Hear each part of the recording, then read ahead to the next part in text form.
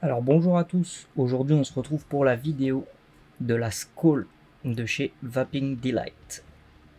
Donc on sera sur une boîte à tiroir, ici on nous est précisé que c'est un corps en Delrin noir. Voilà, le numéro 001 qu'on voit juste ici. C'est un tiroir, on vient enlever le tout. Avec, surprise, la box n'est pas dedans. Mais ce qui nous est donné avec, c'est un bouton de rechange. Une petite indication pour dire que les deux accus que vous allez devoir mettre sont côté positif en haut. Donc côté bouton et la carte d'authenticité avec votre numéro qu'on voit là, donc 001. Tac. On referme ça. Tac. Et donc voici la box Skull by Vaping Delight. Ici on voit bien le numéro de série 001. Nous avons le fire juste ici. Les accus ce sera 2 21 700, du coup les deux pôles positifs en haut comme on a vu. On resserre ici et c'est très simple. À démonter, vous venez dévisser les deux vis qu'il y a ici. Et en fait ça va vous permettre, c'est des vis qui vont jusqu'en haut et qui viennent attacher cette partie là. Donc ensuite une fois qu'elles sont dévissées, vous pouvez enlever ça. La trappe ici là, vous pouvez l'enlever aussi. Et pour changer le bouton, si vous en avez besoin, il y aura juste à soulever et à changer le bouton. C'est un mode mécanique en parallèle, c'est-à-dire que, alors c'est pas l'inverse du série, mais c'est l'inverse sur le principe, on va dire. Le série, vos volts s'additionnent. Ici, vous aurez la même puissance qu'un méca simple, donc 4,2 volts pleine charge. Sauf que vous aurez plus d'ampères, ça va vous permettre de descendre un peu plus en ohm si vous en avez envie, ou bien juste d'avoir plus d'autonomie.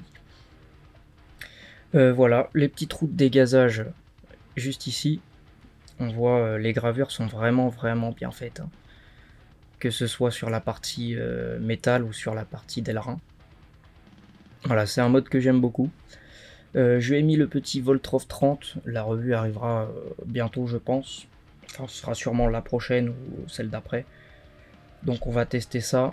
Le fire pour le mien, il faut que je la démonte. Il est un peu raide mais ça marche. Voilà. Donc on va tester ça tout de suite.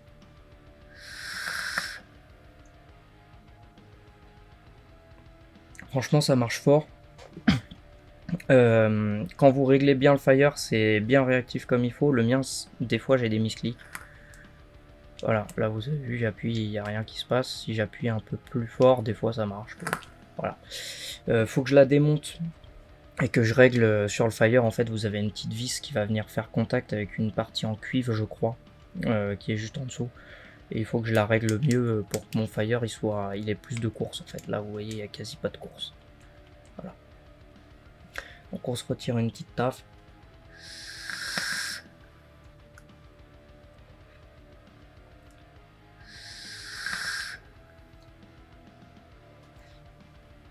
Donc voilà, franchement, très bonne qualité, moi j'en suis très content.